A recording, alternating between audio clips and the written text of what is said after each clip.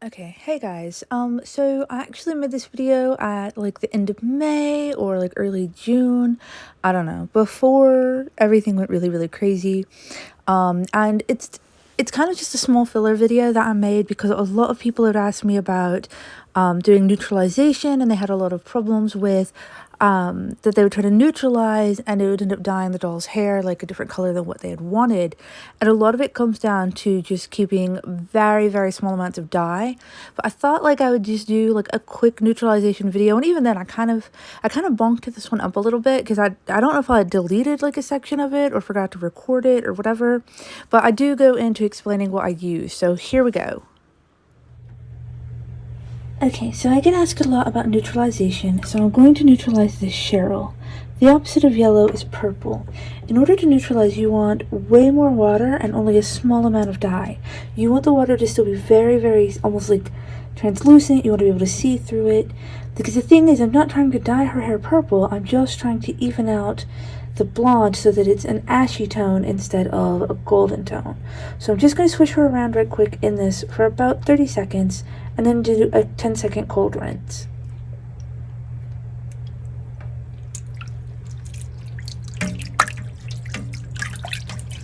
You can already see your hair starting to change. It'll definitely also look lighter when it's dry than it does when it's wet. Right, now I'm going to rinse her. And as you can see, her hair is now almost a light brown color. It's no longer that super golden blonde. So just remember, for neutralizing, you want a very small amount of the opposite color with more water. You want to keep it translucent and just do a couple of quick swishes at a time.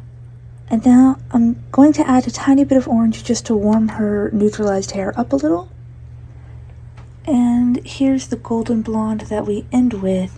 It's more neutral, it's more ashy than the super yellowy blonde that Cheryl had originally. Okay, you guys, so I have a bit of tan in the sink. I'm throwing Daria in there to hopefully neutralize some of this pink out. And the reason why we start with so little dye is because it's easier to add more. It's a lot harder to take it away. So please remember that you just want your dye to be translucent. If it doesn't seem like it's doing anything, add a tiny bit more, but don't start off too heavy because you can overdo it. Okay, you guys, so it's tan and still kind of a pinkish red color. I'm going to add a bit of cocoa brown to see if I can get the tan a little darker, closer to brown. Okay, so the cocoa brown did warm up the caramel streaks quite a bit, but this is still really pink for me. So I added a bit of black to help neutralize this pinkish color. Okay, you guys, so as you can see, the lighter color is now this soft, creamy, tannish brown color, and the darker rose color is not as bright pink. It goes a little closer to her makeup, not really a perfect match, but this is what happens when you neutralize a Daria. I wish I had a bit more camel on hand. I kind of ran out. I would have liked to have let her soak in it a little longer to see if I could have taken more of this pink out, because the cocoa brown is more red based, whereas the camel and the tan and the black are more green based. But we don't want to put too much in and risk turning these lighter colors green.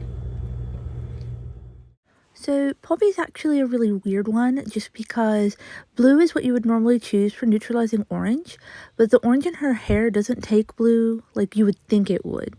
And the pink actually ends up turning lavender because she has those pink streaks in her orange.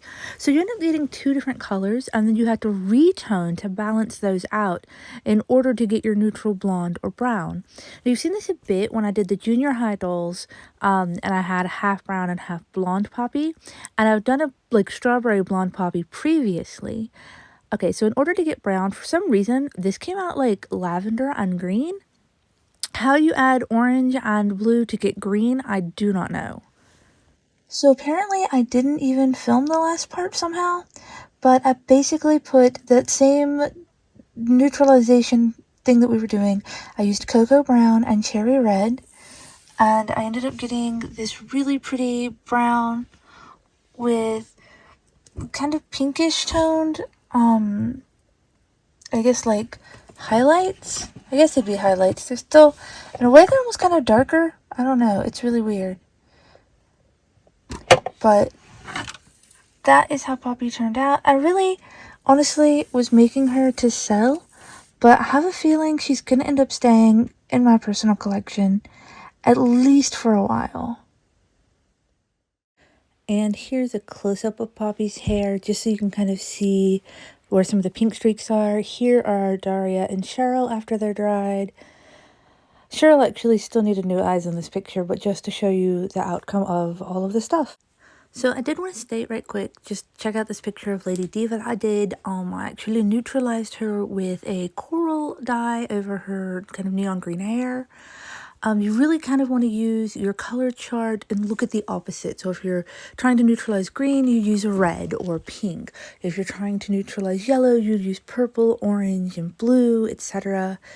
So I just want to give that tip, and hopefully this video has helped you guys understand neutralization better and will help you better create the dolls that you're looking to create. All right, thank you guys. Talk to you next time.